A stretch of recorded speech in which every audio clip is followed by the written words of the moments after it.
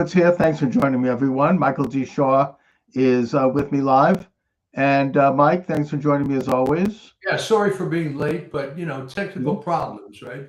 Well, that's the name of it. But there's a lot going on that is unfolding right now with this story in Providence, Rhode Island at Brown University, even Yeah. as we speak. I mean, there are developments with regard to which person or group of people carried out this murder at that college. What we know, I think, at this point is that it was targeted, that it was likely a hit on this girl, this Well, head hang of. on. Are they actually admitting this now? Because this was No, posited a couple of days ago. no, they're not admitting anything now. They're not even admitting the fact that witnesses at this event have said that the shooter yelled Allah Akbar. They're not admitting that either. The commissioner, the police commissioner, who's a fairly compromised figure, his nephew was a drug trafficker, a convicted felon. Sounds like Um, Providence, man. yeah, I liked it better when the mafia was in control. and the police chief of the college hired by Brown had been fired by the University of Utah because of his anti-police attitudes and his incompetence. So Brown, this multi-billion-dollar, you know, Ivy League institution, hires him. Um, you The know, the, wokest of the woke, baby. well, that's what I want to get to here. That Yeah. the Brown University is the most leftist college of all of the Ivy Leagues, and Rhode Island is really what the Irish used to call a rotten borough. It is the most Democrat-controlled blue state in the union. There is just no Republicans there at all. I think that they might have had an ultra-liberal Republican governor probably about 20 years ago, but it is a completely controlled state. It is very corrupt. It makes Massachusetts look conservative, and it's Well, small. It's really, Chuck, correct me if I'm wrong, but I had heard, I think this was like 30 years ago, that Rhode Island was the only state in the union that an individual could cash a corporate check, which meant that you could be an employee of a corporation. The check is made out to the corporation, and you can cash it on your own. well, And I mean, yeah, think I how know corrupt that could be. it used to be the head of the regional mob with Yeah, Raymond L.S. Patriarca, who yeah. ran Boston. There's a lot of evidence of drug dealing. I mean, it's really a frightening, rotten state. I've been to Providence a few times, even recently, and there's just something about it that is just not kosher. I mean, there's just and Brown University, of course, is one of the center key pieces of this whole thing. The students there are extremely radical. If you go to College Street, and it's a beautiful campus. Yeah. Providence is a great city, looking at least physically. I mean, architecturally. But you go to the campus, and you have really hardcore leftists, all blue haired, really making themselves as ugly as they can, with lots of face jewelry and tattoos. And it's just the atmosphere is ugly. And they are not being forthcoming about what happened. They are, the mayor, whose gay husband convinced him to hang a Palestinian flag on the city Oh, hall. stop. And yeah, and the attorney general. I mean, we could go on with the different people. These are the word, the DEI chap, head of the college, and these other folks are just, it's bad, and it's there's now rumors that they had to shut down the cameras because it was seen as too kowtowing to police. They they're sparsely guarded by police because of the defund the police movement. Um, and now there seems to be, at least there's no proof of this, but within hours of this brutal assassination of this girl, Yeah. and I think the other students just were in the wrong place at the wrong time. At least that's what we're hearing. I'm not here to state Well, that. let's use my old friend inductive reasoning. All Okay. right. You have a campus with 12,000 students. You have a quote random shooting, and it just so happens that Ella Cook is the one who's killed, along with a freshman Right. from Uzbekistan, of all places. Right. Um, and what I'm thinking is that it was a targeted hit masquerading as a random mass shooting. I think that, look, I mean, first of all, the likelihood statistically of her being the one, because Brown has maybe less than 1% of its population as being openly conservative. Conservatives just don't go there. They stop There's going. 20 whole members of the Republican Club You know, at Brown. 20 members. 20. Yeah, that's right. And those are very brave. 12,000 students, right? You know, if you go down there, you really, you have to kind of give a hats off to them. Yeah, but the likelihood of her being targeted is, as a random thing, is really, really not there. And within an hour, you had what appears to be an outright assassination of this professor here in Brookline, Massachusetts, which is just a stone's throw away from where I live. And So I what, know, the MIT professor? yeah, and I know the street. And they think they're related. Yes, they do. And that was obviously some kind of a hit because somebody had to know exactly where he lived. They were waiting for him to pull up to the house. He was a father of 3 children, wife and 3 children, a well-regarded professor there. I will only add that he's being referred to in the media as from Portugal. I would note that he happens to have been a Sephardic Jew. Now, is there a connection there? I think there might be. Is this the Intifada going global? There was a couple of years ago, this young this young Democratic state rep spoke at my synagogue, very pro-Israel guy, who said that the liberal Democrats in our state had developed what's called a mapping list of people who were pro-Israel. Now, this was, I even think, before the entire anti-Israel movement was launched at the time of the October 7th Hamas attack. All of a sudden, they hit the streets, not to support Israel, but to support Hamas, even before the invasion was over. So this was before that. And it listed pro-Israel people living in Massachusetts, their addresses, their phone numbers, and it also included just prominent Jews who were not even necessarily connected to politics or pro-Israel. Rabbis were on the list. And it was signed as a protest, and one of the people who signed it was Senator Elizabeth Warren and Senator Ed Markey and other prominent liberal leftist politicians. I don't know, they thought this was good. Maybe they didn't know what they were signing. I mean, I suppose we could give them a little break. But it is something that, I mean, everybody in the synagogue, including all the liberals, were pretty outraged over this news. And, it's a security issue, especially. I don't know. Is it finally going to make a difference? Are these liberal Jews? I don't. Yeah, and I don't know if it will, and I'm not sure I even care. All I know is that when you go to synagogue now on the Sabbath, you have to have a guard at the front door, and you have to have police car parked in the front of the building. And, I'd imagine that Jews are no longer going to be going to Blondie Beach in Australia either. Well, see, that's another thing. My latest piece talks about how the official reaction of Sydney is, well, we're going to essentially shut down. No Christmas, no Hanukkah.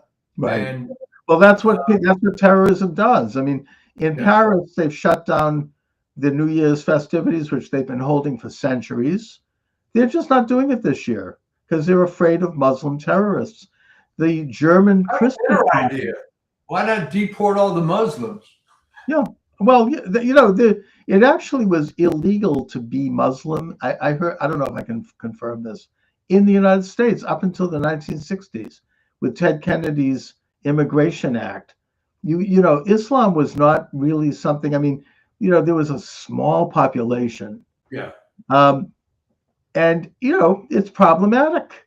I'm sorry to put it that way. I feel Well, I like mean, the here's liberal here's part the of thing. me is screaming out, but they we should ask a few questions about this. Why is it that you have these vast oil-rich Islamic countries that stretch all the way from the Atlantic seaboard at the Cape of Dakar, all the way to the Pacific Islands, all the way north to the reaches of the North Pole in Central Asia, all the way south to the Cape of Good Hope, which is off the coast of South Africa, the Comoros, they're Islamic. And yet they have to come to the non-Islamic countries. Why? I mean, it's a question. I'm sorry to this is an impolite thing to raise. Why are they not, if they want to, move around, if they don't like their governments and they can't overthrow them? And by the way, I don't blame a lot of people for not liking them. These are extremely authoritarian, barbaric, violent Yeah, nations. right. But that's what they want to instill in the places they're attempting to take Well, over. they should overthrow those governments. Well, You no, I know, think they perhaps should you're have a missing. revolution in their own countries, just like we I had one here when we got rid of King George III. Yeah, but you're attributing a good motive to this, and there isn't one. All right, you may forget that all of North Africa was Christian until it was conquered Oh, by that's right. Muslim hordes. No, they're not escaping anywhere. They're trying to spread their cancer throughout the entire planet. There's no Well, good intention there's here. precedence for this, and again, I'm not on TikTok right now for this reason because I know that you can't discuss these facts of history. But if you take a look at the Islamic story in the Quran and in the Hadith, the way it happened was that Muhammad was kicked out of Mecca because he was a troublemaker and he was part of this cult. So he goes to Medina, which was, by the way, a predominantly Jewish city back then. And he befriends them and he says, I'm like you, and I want to have tolerance, and we're going to help you, and we get along. And they started to give money to charities. While he built his cult there, eventually they achieved a large population, in which case then they kicked out all the Jews through terror and and this is recorded in the Khyber massacre, where people were just lined up and murdered and thrown into a pit. And then they did the same thing in other cities. They would go in, they would settle there, they would build their population, and then they would eventually reach a tipping point where they could kick everyone out. Now, this has been in our own time noted by social scientist Samuel Huntington, who wrote a book about this and who referred to Islam's bloody borders. And he did so, by the way, before the events of 9/11, where he shows a map of the world and he shows all of the majority Islamic countries who have borders with non-Islamic countries, and they're all violent. Look at Nigeria, what they're doing to Christians in Nigeria. Well, I right. I mean, mean, but how many examples do you need? It's a plague. Okay. As I've said on this show a few times, we had the opportunity to wipe them out during the Crusades, but we failed. We failed for a lot of reasons. not entirely, in that the Crusades, they succeeded in throwing them out of Spain and Portugal. They Right. succeeded in pushing them back from the walls of Vienna, thanks to the Polish General Sobieski. And they did not succeed in the Holy Land, but they fought those wars for several centuries But with, look at France. It's being taken over. yeah, Christendom basically stood up after having retreated for centuries and finally pushed back and Right. eventually was able to push back. But it came at a very difficult price. I mean, people should, today, if you even mention the word crusade, those words are being banned from the language because it's seen as anti-Islamic. Well, you have to look at both sides of that conflict, and the Christian forces were able to hold them off and eventually push them back. Now they're basically snatching defeat from the jaws of victory, basically, which is what they used to say about communism, and I think accurately. Yeah. In that you have Angela Merkel letting in over 1 million Muslim refugees. Why? France. Oh, she was a traitor. She Yeah. was, come on. She's some childless broad that came from East Germany. Her history is so awful. Her father, as you may know, was in West Germany, decided to migrate to East Germany. Like, nobody did that. Nobody was that I've crazy. not heard of, yeah. Oh, yeah. He must have been a very devout communist, I would think. Yeah. He goes back to East Germany. He raises her. All right, fine. Why did the German people elect this woman multiple times? Now, this, I'm going to put on a real tin hat right now. There's no proof, but it has been noted, and it has been I think you know what I'm going to say, right? That she is actually a direct descendant of Adolf Hitler. Right? Look at the pictures. All right, moving us. I had heard that, and the thing is that we're living in this kind of gelded society, right? That it's almost like even if it's true, you can't say stuff like that because it's just beyond the pale. Or what we're not allowed to. We're not allowed to think of it. We're not allowed to. Don't believe your lying eyes. Believe me. Well, I mean, to give you an example of the related type of distorted thinking, there was an article, prominent article, the LA Times today, about somebody had published the mechanism of how the COVID vaccine causes myocarditis. Now, think about that. They haven't yet really officially admitted that it does, but they're trying to shoehorn themselves into it. Well, here's the mechanism. Well, they had a lot of documents sitting around at the CDC that indicated that they knew about this before and during the rollout of the. There's no question about it. And I was listening to NPR today, and this is really radical. They're really skunks. I mean, they're still pushing the same line that Trump is wrong because he's led to distrust in the CDC. Trump has really, and RFK they're criticizing. I mean, it's like it's a complete case of delusion and psychological. I mean, the sad part of it is that far too much of medicine is a cult. I mean, the most extreme example is the Hep B vaccine that's given to 1-day-old babies. All right. So merely questioning whether that's a good policy, asking for any evidence of why it's effective to do that, of which there isn't any, by the way. And they never went through any kind of clinical trials, nothing. All right. But these people are so juiced on this vaccine cult that you just can't speak against it. I mean, even trivial things like it was published, God knows how many years ago, 20, 25 years ago, that no, you don't need a tetanus shot every 10 years. Probably every 30 years is enough. That's been out there forever. Probably you didn't know that. Maybe you did. All right. But, and of course, the other thing, you can't even get a tetanus shot anymore. It's always combined with diphtheria and pertussis. Right. Another thing. Sure.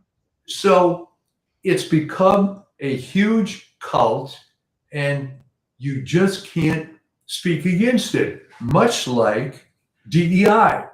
All right. You have a DEI president of Brown. I mean, is it misogynistic for me to ask, why every damn president of every university has to be a woman? When did that I mean, start? and not even like, I mean, not even a competent woman. I mean, do you think they might call Dr. Swain, who's this brilliant black, by the way, Yeah, uh, intellectual and scholar who contributed to the that project that debunked the 1692 right. project. I mean, they have to pick these radical left wing like Claudine Gay and just these real mediocrities. I hope that Christopher Rufo does a look at her thesis and sees how much Well, she can. yeah, that's a good idea. And as I pointed out in my piece, I hope the family of Ella Cook sues the hell out of Brown, all right? Because Yeah, this is obviously a DEI thing.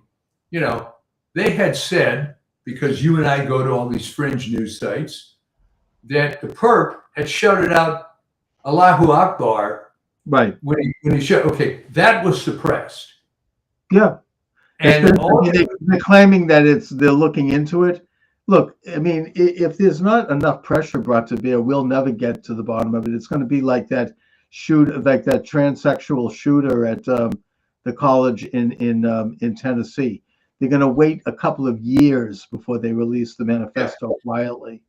It's going to be like that. I don't know if they're going to get away with that because there's just too much attention to this. I think that there were too many people. They had to dismiss the entire school. There were just, I think that I would hope that there are enough parents who are pissed off enough that they're going to make sure that this thing I is think that's right. going to happen. I think what else is going to happen is these stupid liberal kids that go there that have bought into all this crap. Maybe a few minds will be changed that, hey, you know what? DEI isn't the greatest idea. I mean, it's all falling apart. Um, it came out on one of the good sports podcasts, a black guy, by the way, Jason Whitlock. Sure, I know. He is blaming the deterioration in the performance of NFL quarterbacks on DEI.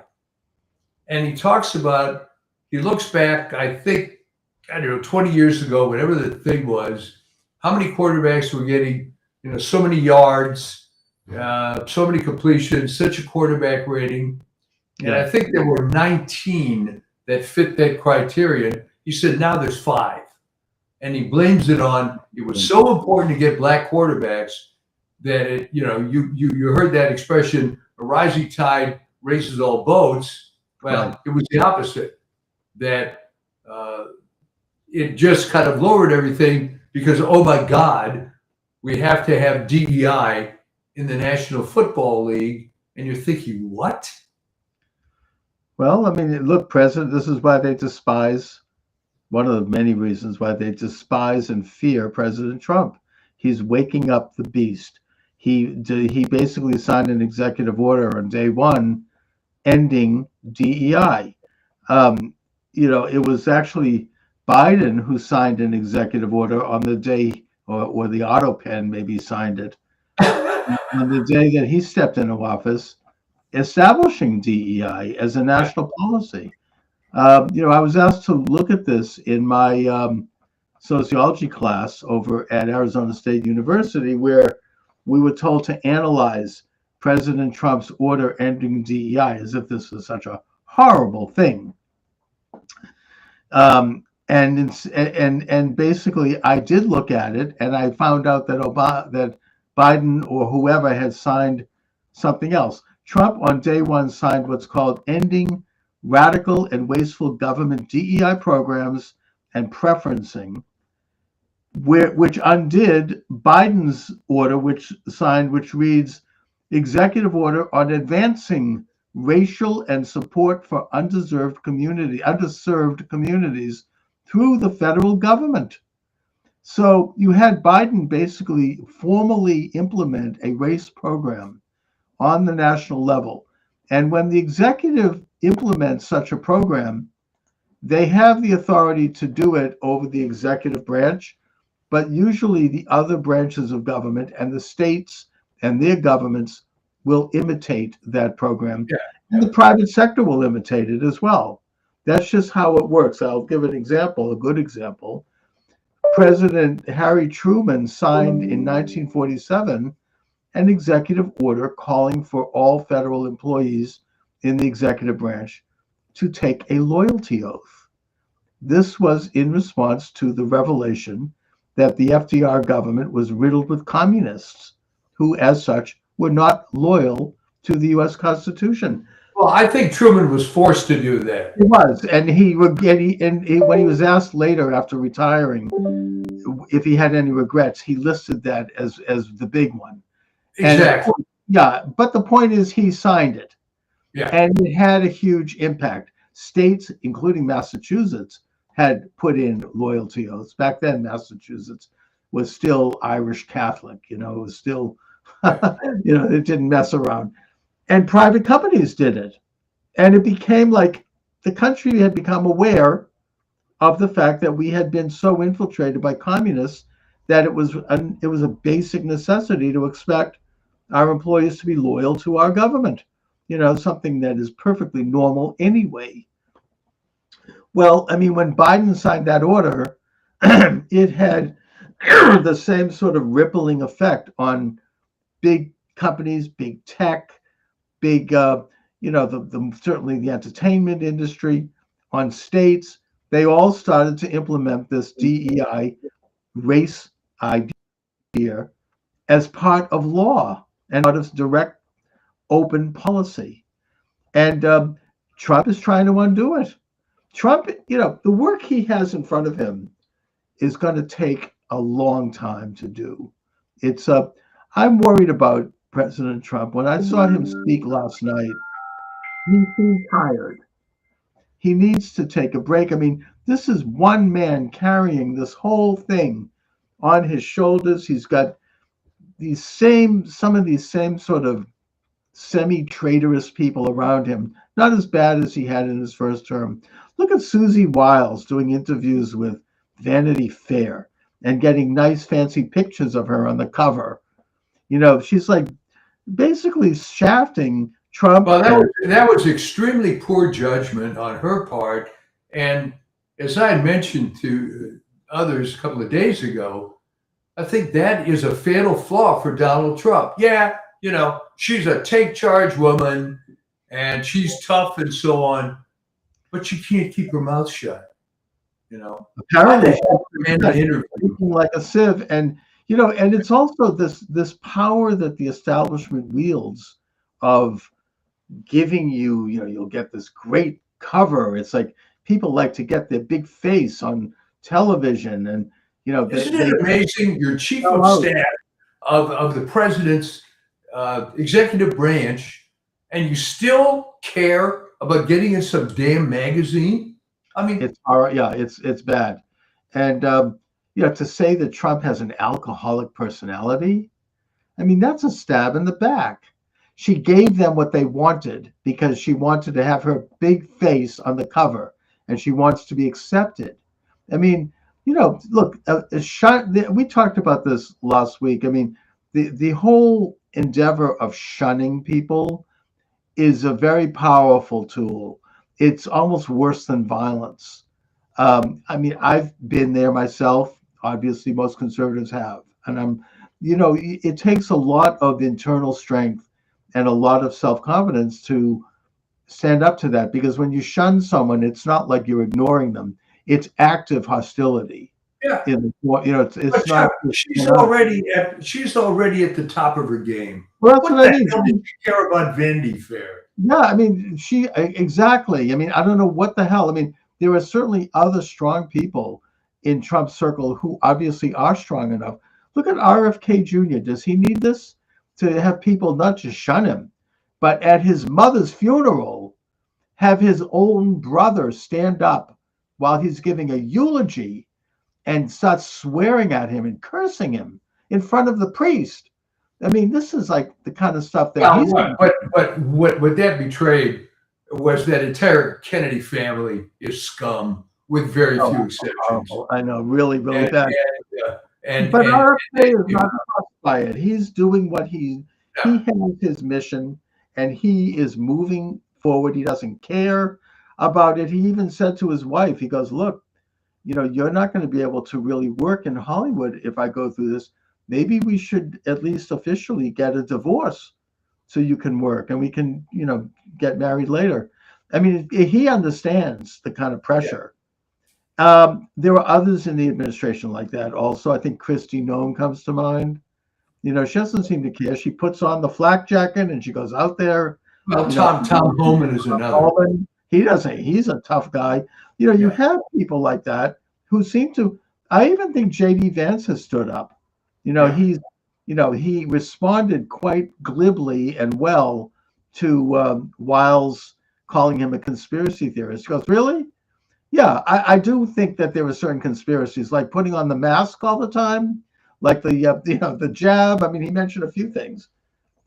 So there are some people who are willing to who understand the score. They get it.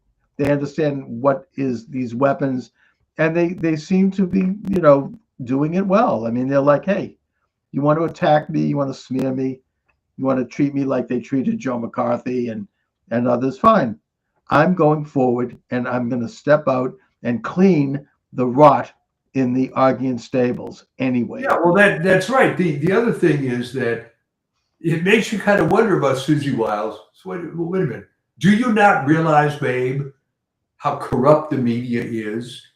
When I saw an interview of Pete Hegseth, and one of the interchangeable news broads was asking him, are you still firing on these fishing boats? And he said, fishing boats. Yeah, fishing boats, some fishing boats.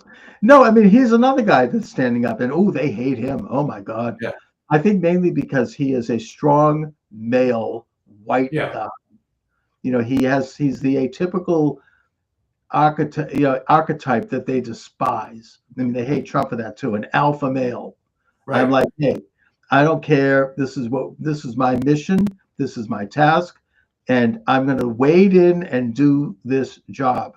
It's not going to. There's no like, kind of pusillanimous stuff that they now expect men to be like. So you have some people like this who have that old-fashioned masculine quality that has seems to have vanished.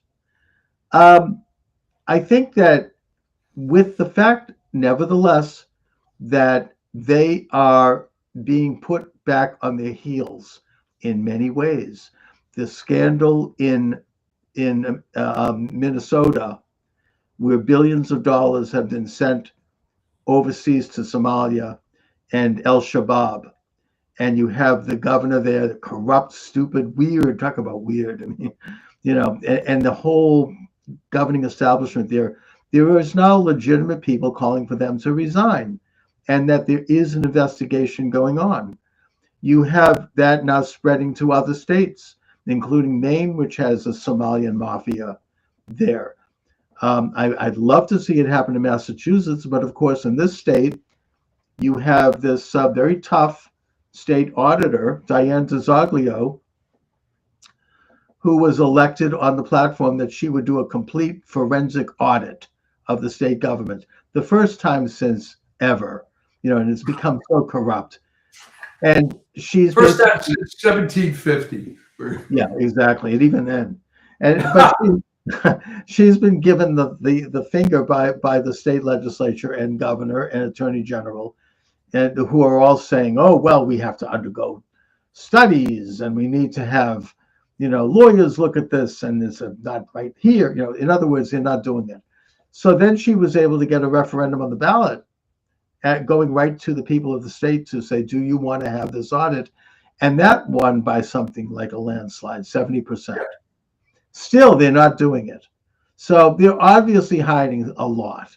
The state is filled with corruption, especially since the Biden regime and Maura Healey, our lesbian governor, with due respect, put all of those illegal aliens into these great housing and units, and gave them a meal plan and gave them money and gave them welfare cards.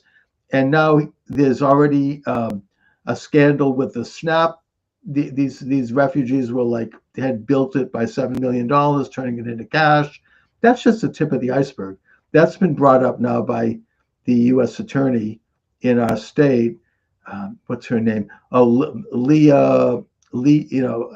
I forget her last name. She's a Trump person, and she's tough. And I think that it's spreading. It's spreading to New York. It's spreading to other states. Well, And I agree, but I mean, isn't it sad how bad it had to get before people are? Leah Foley. Yeah. Anyway, Yeah. but the point is that it's. I don't think they're going to be able to ignore this. No. So what that tells me is they're going to pull out some kind of a. I don't. They're not going to sit back and let it happen either. I don't know what they're going to do, but maybe I'm putting. I have a feeling of what's going to happen. They're going to come up with fall guys. So they'll send out a couple of sacrificial virgins to throw in the volcano. Is that it? Yeah, I mean, I think what's going to happen in the Minnesota thing is Walz is going to go down for sure. All right, because they don't care about him. He's a doofus. Right. So let him go down. Right. No one's Well, no one for like Kamala Harris and for the whole rotten. Yeah, I think they've already picked who the fall people are going to be. Right. Because, as you say, there's no way of getting out of it.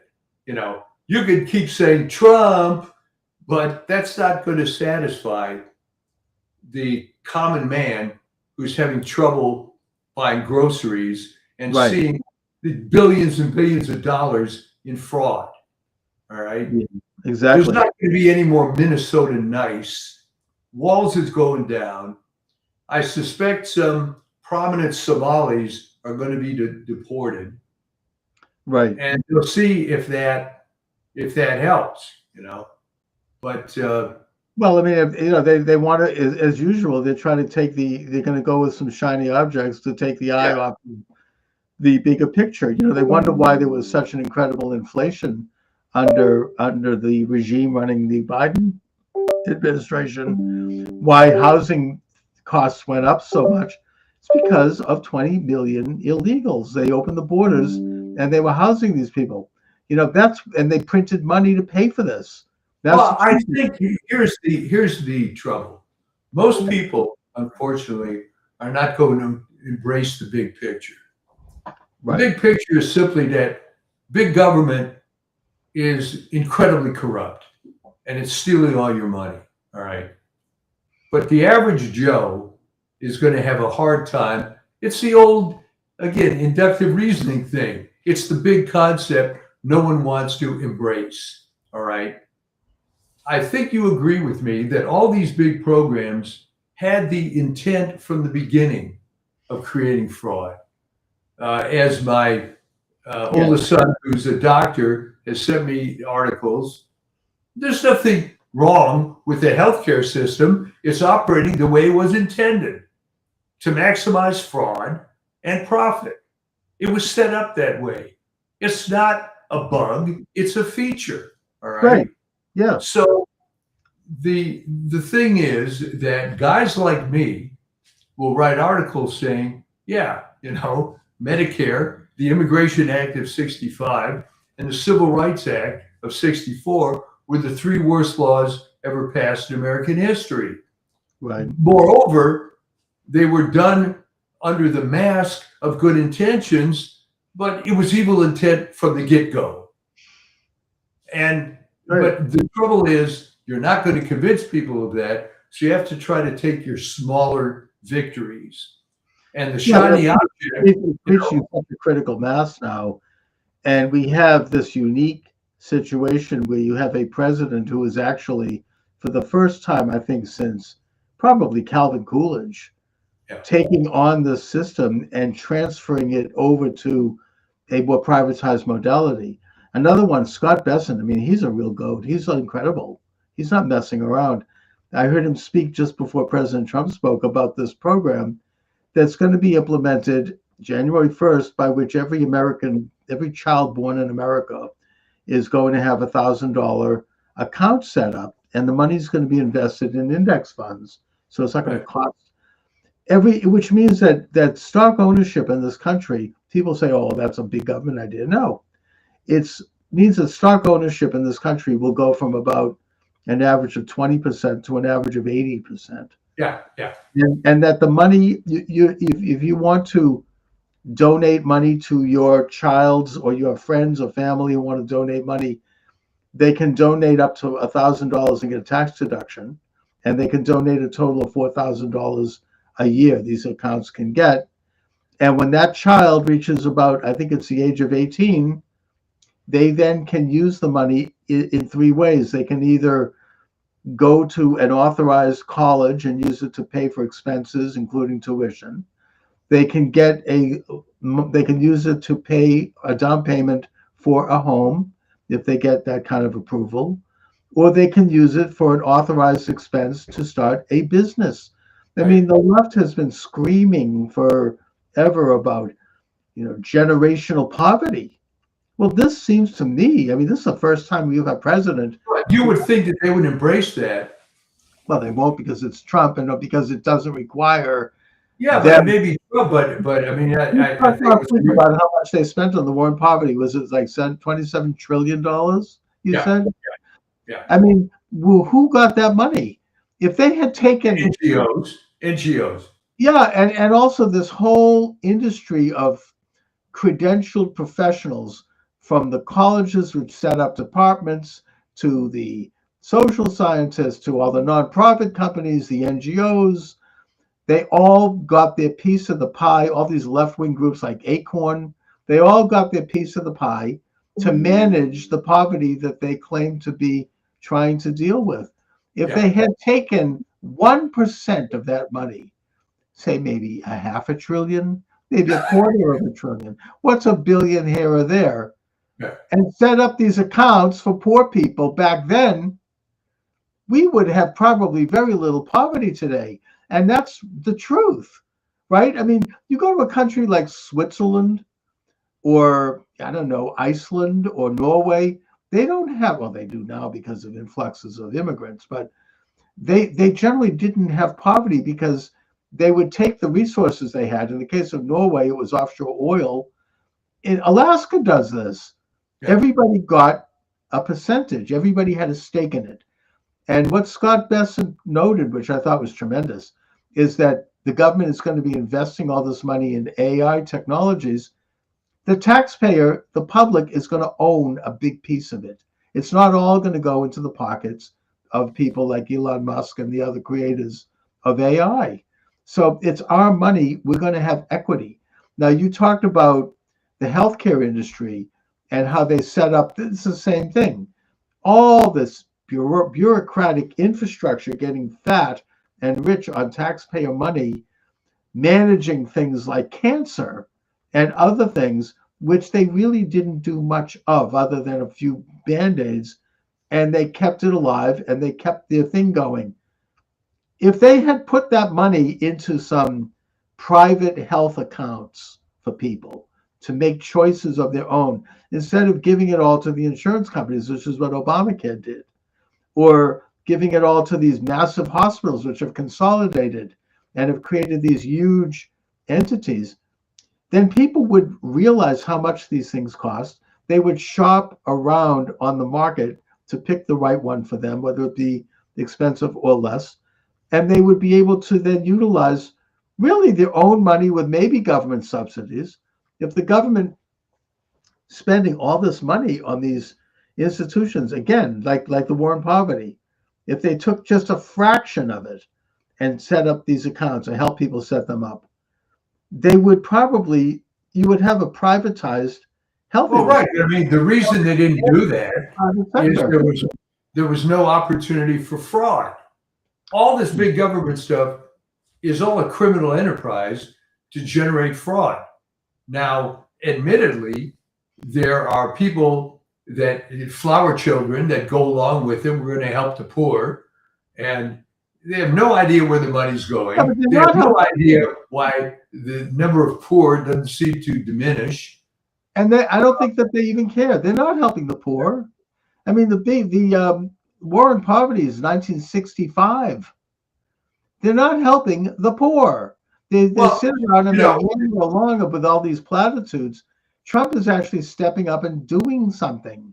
do He's like you not remember? passing Social Security so that elderly people can keep the money that's already been taxed when it went into those accounts, right?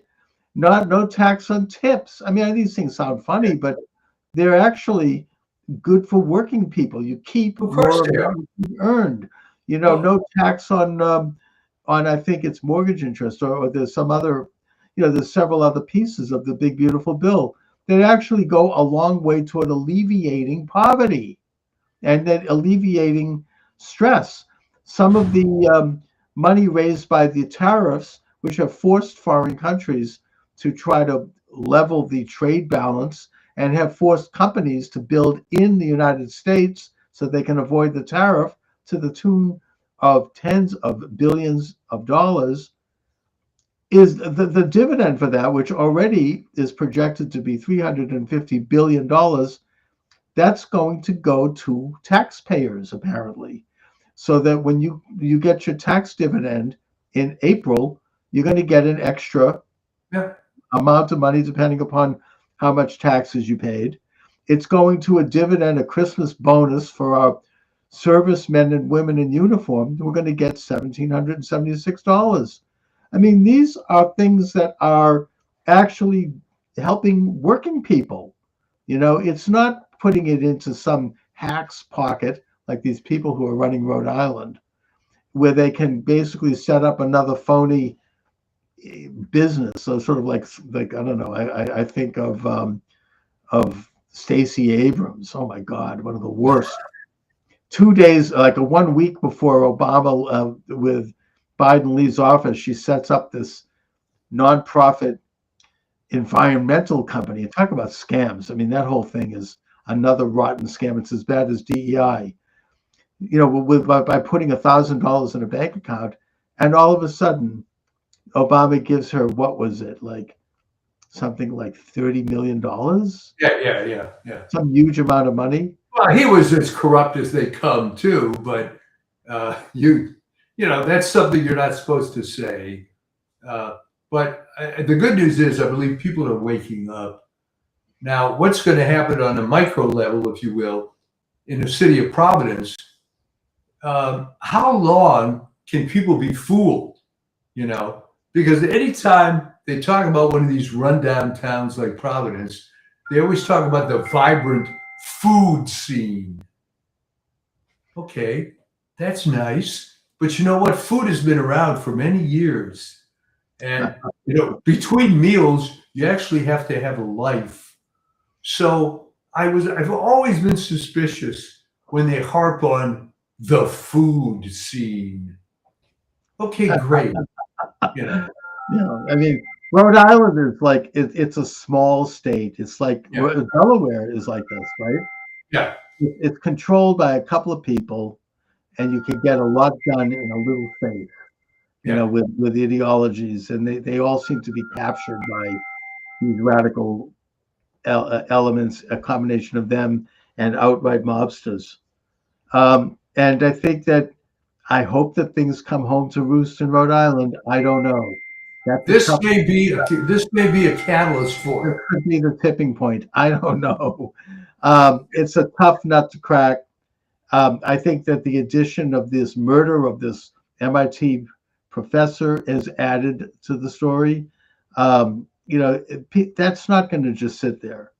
They can't just ignore Well, sweep. if they identify that there's some grand conspiracy to take out various people in academia that they, whoever that is, don't like, um, and if this is all related, but when I saw that earlier today, that they were tying those two together, I thought, oh my goodness. Yeah, right. Well, I mean, this could lance the whole poison. I don't know. It would be a miracle actually in Massachusetts and Rhode Island to get to the bottom of things here. It's so rotten. But that combined with these welfare fraud scandals, There's a snap case in the state that Lee Foley just unfolded. They can't Yeah. ignore that. The Somali scandal in Maine. These things. I mean, are people going to wake up in New England? They still have the uh, the voter fraud machine. As I was just about an hour before doing the show, I heard a report about Scott Pressler. You know who he is, right? Yeah. Yeah. He's in Pennsylvania, New Jersey. He's this guy that goes out there and gets Republicans to the polls. He registers people. He's doing the actual work that the Republican National Committee should be doing, and the state committees should be Well, he doing. was given the credit of how Pennsylvania ended up going Republican in the election. Oh, he did. Well, Yeah. he's reporting today, actually a few hours ago. I don't even know where it is now, that there's a special election in Chester County outside of Philadelphia for a judge, and that all of a sudden they've run out of ballots.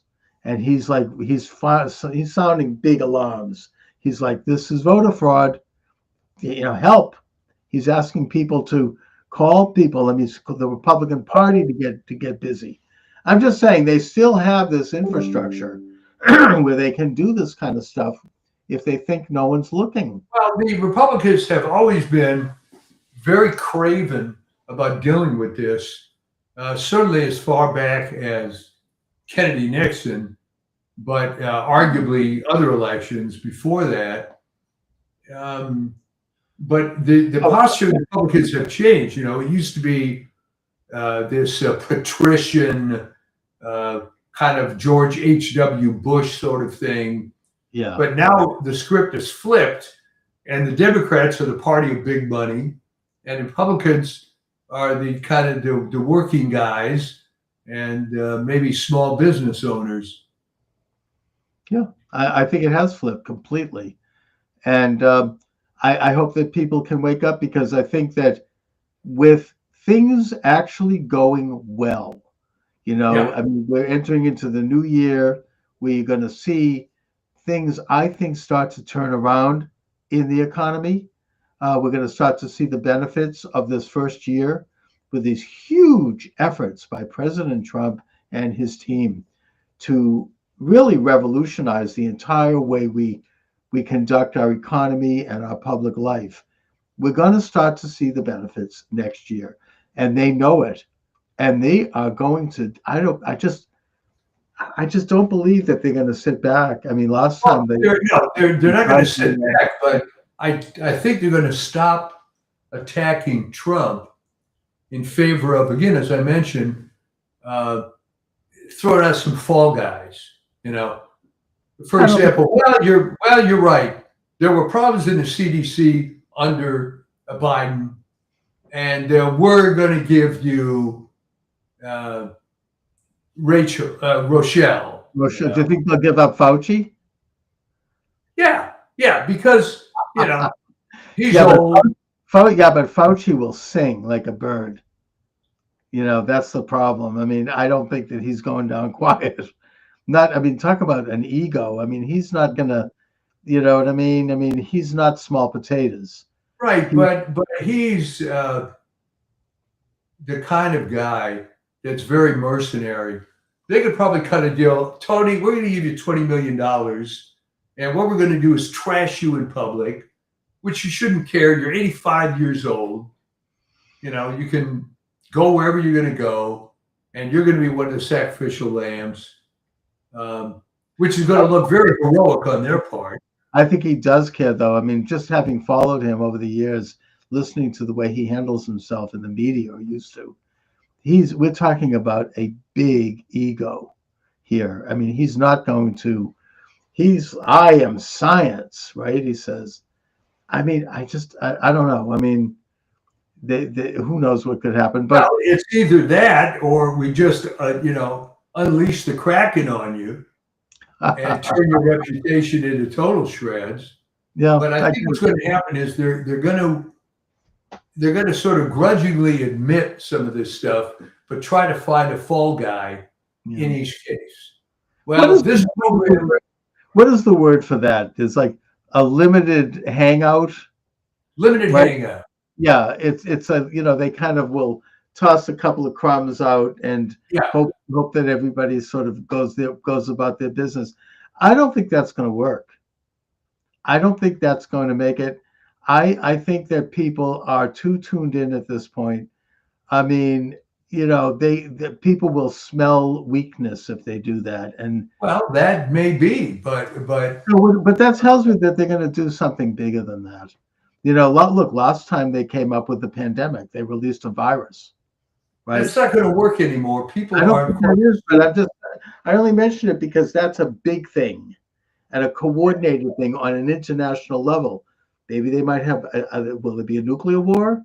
I mean, Germany seems to be waving a saber in Russia, trying to, they're going to fight a nuclear war over a border dispute in the Ukraine. They're trying to undo President Trump's peace deal with Russia. I mean, I'm just saying that maybe they're going to, I don't know. I mean, there's going to be something big like that. That I that agree that they're going to try something. yeah, that's Uh, what I mean. I don't think it's going to be quite as effective because remember, the advantage we have is that they have no imagination on that side. They're trying to do the same sort of thing that they did back with Richard Nixon. It doesn't really work anymore. There's too much alternative media out there.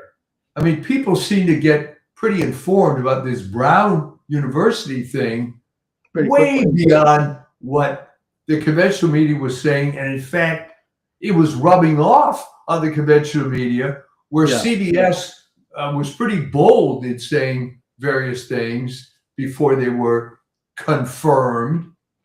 Yeah, I mean they cannot they failed at getting rid of the alternative media, and Yeah, they tried, with deplatforming and algorithm and censorship and outright banning. Didn't yeah, work. yeah. Didn't work. So yeah, I think you're right. The alternative media is going to be too Well, hard. that's the old story. I mean, the best way to get a book read is to have it banned, because people don't like It's the censorship. it's the Barbara Streisand syndrome, right? Yeah, Do you know about that? She didn't like people going on the beach in front of her estate in Santa Barbara or Malibu. And so she started to yell about it loudly and demand that the government stop people. And the result was that people started to go there more. yes, yes. Everybody was curious. And now, so it's that kind of effect. Um, I just, to kind of wrap it up, I just think that we have to ask. I mean, I'll ask people to comment from the show who follow the show on Rumble and on the other stations on X, where I'm actually developing some following over there. Good. What do you think is going to be the big diversion to stop the juggernaut of the MAGA movement and all of the good things that are starting to accrue from it next year? What do you think they're going to do? Because they're not going to give up their power quietly. Look, I mean, around the world, they're not giving up. You now have a conservative elected in Chile. No, they're screaming, oh, he's like Pinochet. People are like, so what? Pinochet brought back prosperity to our country.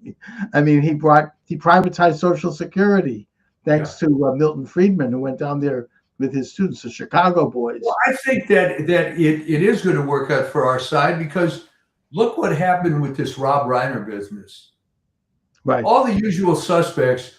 Well, Trump had a mean tweet about and Not and really. like He's well, no, not really. But and you saw like some of these Rhino Republicans get up and well, complain about it. And what Trump, look, Rob Reiner, I mean, I feel badly that he was murdered by his wife, by their own son. We'll have to see what was going on there. But that doesn't take away the fact that he was a horrible person. Now, look, he was a great producer. He created some wonderful movies, right? Few Good Men, great movie, I think. But it's still, I mean, I don't know if he became deranged. I don't know what happened to him. And he actually was a good friend of Trump before he got off the elevator, apparently. But there was some kind of a bug. well, if you look into these successful movies of his, A Few Good Men really was a very anti-military movie. Now, Although, I'm not saying no, that no, the you're Japanese right. It was supposed to be an anti-military movie. I mean, that was the game plan. But I think that backfired. Like a lot of these things backfire in that the speech delivered by Nathan Jessup at that trial, people like identified with that. It's like, you bunch of Harvard fancy pants liberals have no idea what it's like to be on the front lines and getting risking your life and getting your head blown off. You have no idea the blanket you sleep under, I provide that. I mean, the speech he delivered, I mean, it was Yeah, supposed to be condemning the military, but it it was supposed to be actually, giving, but it had the opposite effect. But what I'm saying is, yeah, Rob Reiner got into directing that movie because he wanted to right. bash the military. Yeah, he did. No question. I just, there's some great moments of history. I mean, Charles Dickens, I mean, the story, the Christmas Carol, they portray Scrooge as this evil capitalist who's like, but then, you look at that point, he actually was the only person in that town that was employing people. Yeah. I mean, and it wasn't like, he really wasn't this anyway. I mean, sometimes these things have like, No. Sometimes they have the reverse effect, exactly. and but I think that it was certainly all through the coverage in L.A. Every one of these liberal nutcases, including this Gustavo Arellano, who I feel like sending him an email saying, "Hey, the '70s called, and they want their angry Chicano stereotype back." He goes into, I don't know, 1,000 words about how awful Trump was, and all the tweet said was, "It's terrible what happened to Rob Reiner, and may he and his wife rest in peace." But he did mention the guy had Trump derangement syndrome, Yeah. which is undeniable. It's Well, undeniable. it was worse than Trump derangement syndrome. I mean, I used to get his tweets, Yeah, and I actually went back and forth. He actually responded to one of my tweets. It was so vile, so yeah. beyond. I mean, with every other word, a four-letter word, and really like Well, can you scatological. imagine being the son of that guy Yeah, I mean, in I that actually, sort of environment, up against the backdrop of Mr. Good Hollywood liberal? it's Must kind have of like driven that guy crazy. it's like it reminds you of Joan Crawford a little bit, Mommy Yeah. Dearest, right? The minute the camera goes on, she's like this wonderful Hollywood queen, and the minute the camera went off, the whole Yeah. different story. Maybe that's what he was about. But the point is that his tweets was so ugly, so Oh, personal, so deranged. I mean, the man was. I don't know if he'd had some kind of a mental break toward the end, the last, 5 to 6 years, but and not only that, but he put his own money, and we're talking billions of dollars, apparently, and Trump alluded to this. He didn't get into it, but he was one of the major financiers behind the whole Trump conspiracy theory about Russia. yeah. That Well, Vladimir what had happened fired with the Reiner Trump to was, steal the election. he really hasn't done anything for what, 15 years or so. So he's devoting all his efforts to this political stuff. And if you're on the right side in Hollywood, the memory, wow, these are great directors. Well, the thing with the entertainment business is, what have you done for me lately? Mm. But I guess the way to stay in the good graces was to go into this anti-Trump thing. Right. I think he wanted to be the leader of it, and he was putting money behind it. And he knew he created this whole lie about the, that led to the Mueller investigation. I mean, he was he was trying to overthrow the government. And Yeah. one of his last movie before this was an anti-Trump movie showing that Trump doesn't like black people. I mean, Trump doesn't like, No, he gay. was a bad guy, and the No, fact that he's being portrayed as some sort of hero is just pathetic. I mean, And of course, they should ask themselves actually what led the son to murder his parents. Isn't that a question that might be raised? What was going on? with that. I mean, it's something. Well, I allude to a little of it in the article Yeah, that, which Rob Reiner even admitted. He was interviewed in 2015, and his son had always had these drug problems. right. And he said, "Well, we went to the experts, and at the same time, and he admitted himself, Nick was telling us that it's not working. He doesn't like this. It's not helping him." They didn't listen to him. They listened to the experts. So can you imagine being forced into one of these celebrity rehab centers, Right. which is totally a crock, by the way, but that's another subject. Sure. And then being forced back, telling your parents, "Hey, it ain't working. This is wrong. It's not." So how did they respond to it? I think they sent him out on the street. He lived homeless for a year or two. Yes. I mean, that's not exactly good parenting. I mean, No, no, no. I mean, I It can wasn't. understand it actually. If he's on drugs and he can't get off drugs, maybe they don't necessarily want him to be living with them. Well, but here's the point. Unfortunately, there's a lot of money in celebrity rehab. All right. Right. A place like Malibu Passages can charge $95,000 a month to put somebody there. Yeah. Okay. And what they do is you hang out, have gourmet meals, have your group therapy. And he's realizing, I'm postulating, Right. hey, this is a crock. This isn't helping me. And maybe he would say, I need some medical intervention, methadone, Suboxone, whatever.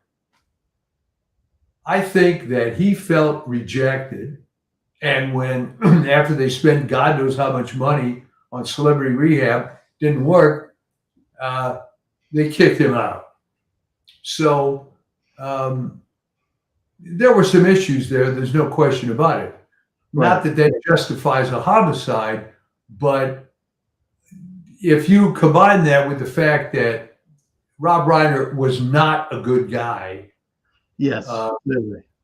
And I think that would, as I said, raise some questions about his character, that this would happen. I mean, it's not just in a vacuum. Plenty of people are on drugs. They don't necessarily murder their parents. Yeah. And it's just, and I think that Trump is right Trump doesn't, take enemies easily. I mean, he calls them out, and I can't think of a bigger enemy of Trump. And to the point where he introduced this kind of hate and divisiveness and nastiness into the culture. That was his final act and his contribution. Maybe he realized that he failed with a few good men, because it actually created a positive feeling about the military. So this was his final venting of his rage. I don't know. Who knows? I mean, who cares? Well, it was this nihilistic Norman Lear liberal approach, this atheistic type of thing, where it's really hard to speculate. But all I can say, as knowing something about this culture, is there had to be a lot of bad feeling there, based on the personality of Rob Reiner, the fact that, and then your listeners should know this, very, very few people become addicted to drugs for fun. They take them to self-medicate. Right. Yeah, I mean, there was something, he was maybe reacting to the ugly atmosphere that Rob Reiner created. I don't know. I mean, it doesn't just happen by accident, something like this. No. Obviously I feel bad that it happened, but yeah, I mean, but it's being whitewashed. It is. And he's been glorified, which is wrong and sickening. It's like, I don't know, the left-wing media, they'll glorify their own no matter what. The day Stalin died, they said they had front page glorification articles in New York Times. That's what they do, right? Castro recently, the great career, and they show this beautiful images and the history, and so that's what they do. That's how the left rolls. Anyway, Mike, so are you writing an article about it? Well, it's already out. It is. Okay. Yeah, we talk about Bonnie Beach, we talk about Rob Reiner, we talk about Brown University. All three of which have some connection. That's Yeah, for I sure. mean, it's not some simple thing, you know. No. How did Australia go from essentially having no immigration back in the 1970s to letting in hordes of these unassimilable Muslims? How did that happen? That's a question that we won't get an answer to, Yeah. but it's a question that we need to keep asking courageously. Doesn't mean you ever Well, need the to. other question about Australia is how did you go from this macho crocodile Dundee to these gelded types that seem to be in charge? And by the way, Australia, not too far away from Australia, you have real hardcore radical Islamic uh, people controlling the southern island of the Philippines. Yeah, And apparently these guys were at that island of yeah, Mindanao. So I mean, it's not it's not yeah, like they don't know about this. I mean, it's very very troubling. Of course, now you have a growing phenomena around the world with the Western society, the Christian society, certainly the Jewish society, that we are afraid to go outside. We're shrinking. That's why the Crusades, we talked about this last time, I'll end it with this. That is why the Crusades lost Jerusalem, because they retreated. They went behind the wall as opposed to fighting. I'm not saying it's easy, but if we aren't going to do that, we're going to lose.